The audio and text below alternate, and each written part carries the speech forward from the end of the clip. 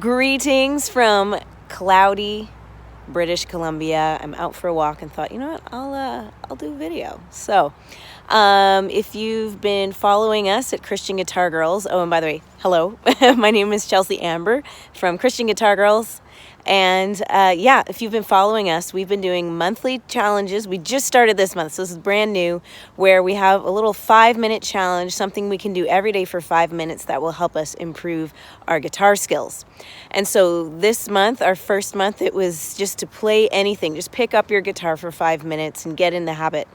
Now, next month, we're going to be focusing on timing because, okay, this includes myself, but most guitar players don't have great timing and don't even know that they don't have great timing. And so we're going to work on fixing that.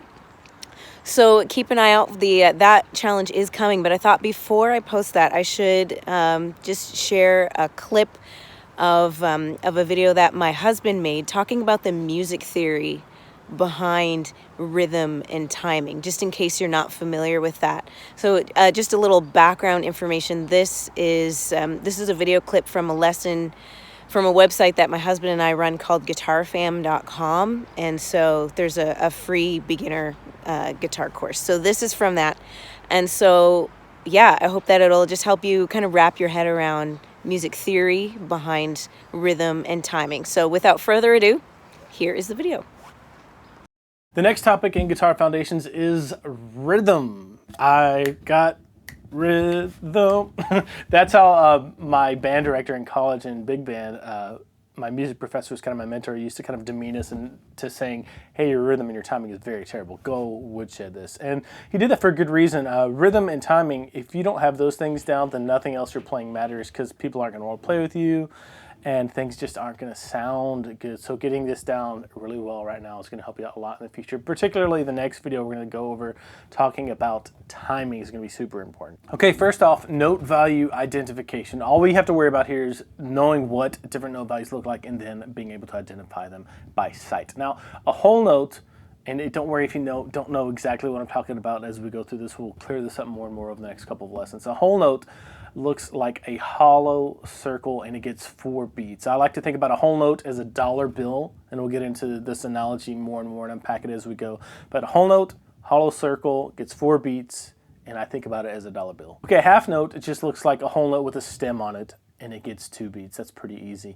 A quarter note is when you have a filled in note head with a stem on it, and they get 1 beat. So quarter note, 1 beat, filled in half note, that's all it looks like. And finally, an eighth note just looks like a quarter note with a little flag on it. So eighth note gets a half a beat. Don't worry about the note value so much now. The main thing is to identify exactly what each one looks like and the name just by the sight. So whole note, hollow circle, half note, hollow circle with a stem, quarter note, filled in circle with a stem, and then an eighth note, filled in circle with a stem and a flag. The next piece of information we need to hit is just a time signature, what it is and how to interpret it. If you look at a piece of sheet music or some tab 2, you're usually going to see a fraction at the beginning of that piece of sheet music that's called a time signature. All it's doing is telling you how many beats are in each measure of music for that song. And if you don't know what a measure is, check this out. Here's just a regular staff of sheet music with a time signature at the beginning. And all a measure of music is the distance from one vertical line to the next vertical line. And this is where kind of the dollar analogy comes back in. We'll talk about that more in a second. But a time signature tells you how many beats are in each measure and which note out of our note values is the beat or pulse that you hear. And a really quick and easy way to interpret a time signature is this. The top number, the numerator, tells you how many pulses or beats are in each measure from one vertical line to the next of music. So in 4/4 time, you're gonna have 4 beats or 4 clicks, 1, 2, 3, 4 per measure. So how do you tell which note value is the click or pulse or beat that you're hearing? Here's a quick trick, and this works really easily. All you have to do is take the numerator off and replace it with a 1. And the fraction that you are left with is the beat or note value that is the click or beat that you're hearing. In this case, if you take the numerator off and replace it with 1, you're left with the fraction 1/4.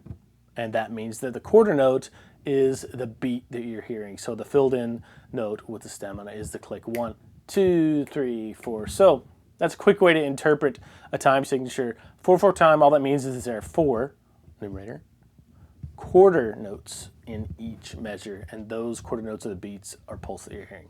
Okay, do you remember when I said that a whole note is like a dollar bill? Well, a measure of music, particularly in 4/4 time, we're going to stick with 4/4 here.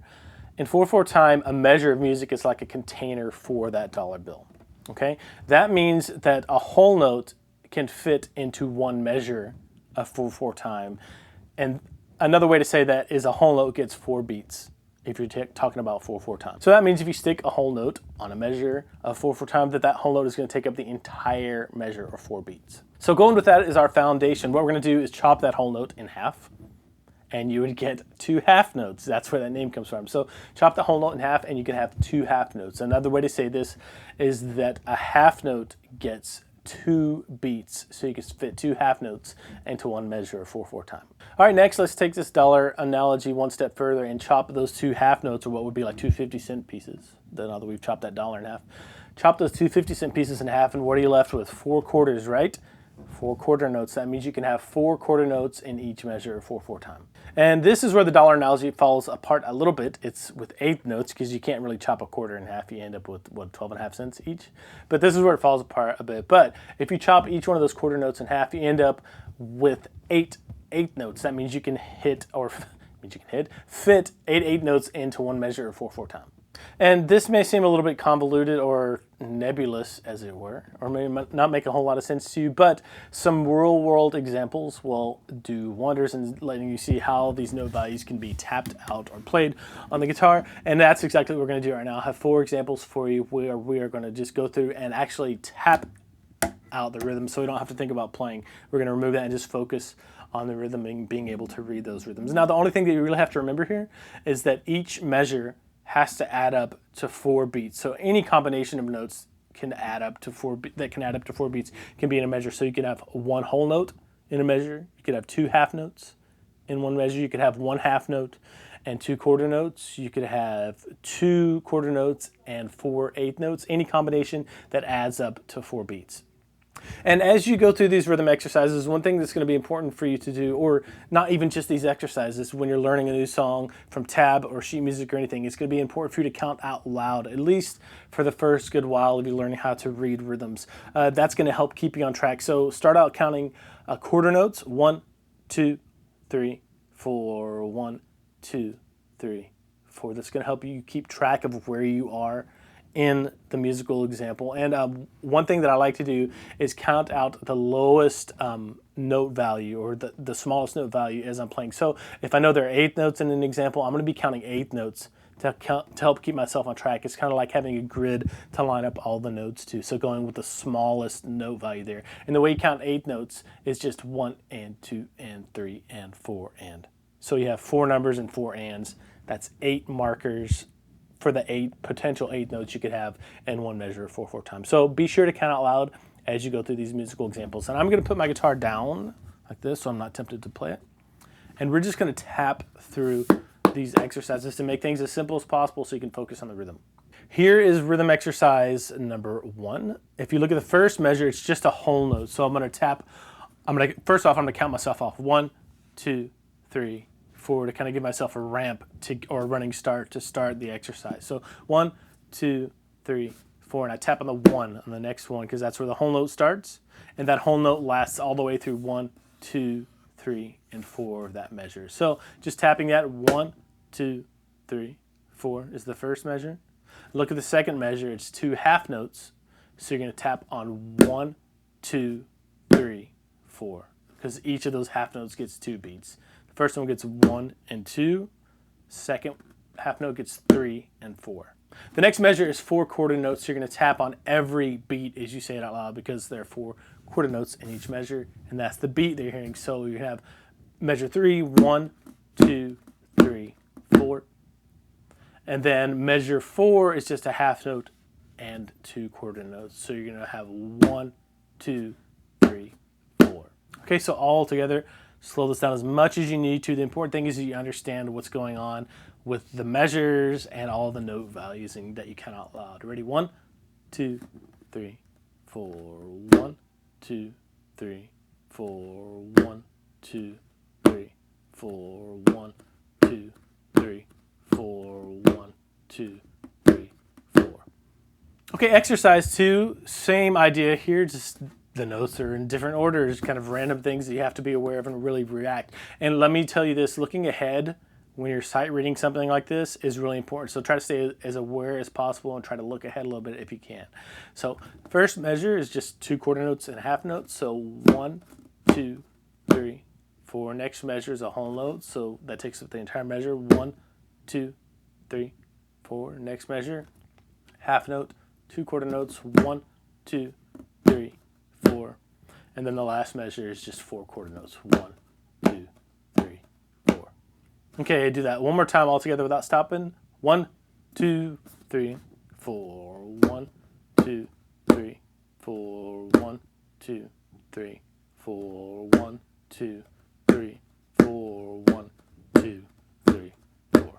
And this is the beginning of reading music. It really is. Learning how to count rhythms like this is super important if reading music is going to be one of your goals in the future. And it is like learning a new language. It does take a lot of work, so don't be frustrated if it's pretty tough at first. And all these examples are in the Guitar Foundations book too, so if you need to pick up a copy of that, you know where to get it. Exercise 3, I got my iPad over here, I'm looking through these. Changes a little bit. We add a new element, 8th notes into the mix. So instead of counting 1, 2, 3, 4, you have to count 1 and 2 and 3 and 4, and to keep yourself on track, to have that grid so you don't get lost with the beat and through the exercise. The first measure is just 4 quarter notes, so not too bad. 1, 2, 3, 4. Next measure is 2 half notes, so just 1, 2, 3, 4. Next measure is just 2 quarter notes, but then you have 2 8th notes, so make sure you're counting 8th notes here. 1 and 2 and 3 and 4 and. See how those last 3 and 4 and 8th notes lined up with the counting 3 and 4 and. And then a whole note in the last measure. 1, 2, 3, 4. Slow this down as much as you need to really get it to where you're hitting the rhythms accurately. 1, 2, and 3, and 4, and 1, 2, and 3, and 4, and 1, and 2, and 3, and 4, and 1, and 2, and 3, and 4, and 1, and 2, and 3, and 4. Okay, one last exercise, and if this is something that you really like, learning how to read rhythms, there are loads of resources everywhere on the internet. Just pull up a random piece of sheet music and practice tapping the rhythms out there too. That's great practice. This one starts off with 4 8th notes right at the very beginning. So you have 1 and 2 and then 2 quarter notes, 3, 4.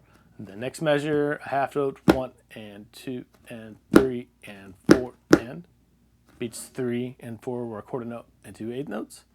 Next measure, you have this kind of repeating rhythm, quarter note, 2 8th notes, another quarter note, 2 8th notes. So 1 and 2 and 3 and 4 and. And then the last measure is just half note, 2 quarter notes, 1 and 2 and 3 and 4. From the top without stopping, 1 and 2 and 3 and 4 and 1 and 2 and 3 and 4 and 1 and 2 and 3 and 4 and 1 and 2 and 3 and 4 and 1 and 2 and 3 and 4 and. One thing that I should mention here is you're probably going to want to bust out a metronome at some point to help keep yourself in time and on track and push yourself to work on your timing too, because if you don't, you're going to let the time float probably, and it's going to be kind of all over the place. But at the very beginning, it's important to just be able to count out loud and be aware of the note values as they go by, just to start being able to read rhythms. If you want to get a metronome for your phone, the one that I love to use is just called Tempo. It's free and it works great. And now you've met my husband, Nate. I hope you enjoyed that music theory lesson on rhythm and timing. Keep an eye out for next week's video, which will be our next challenge.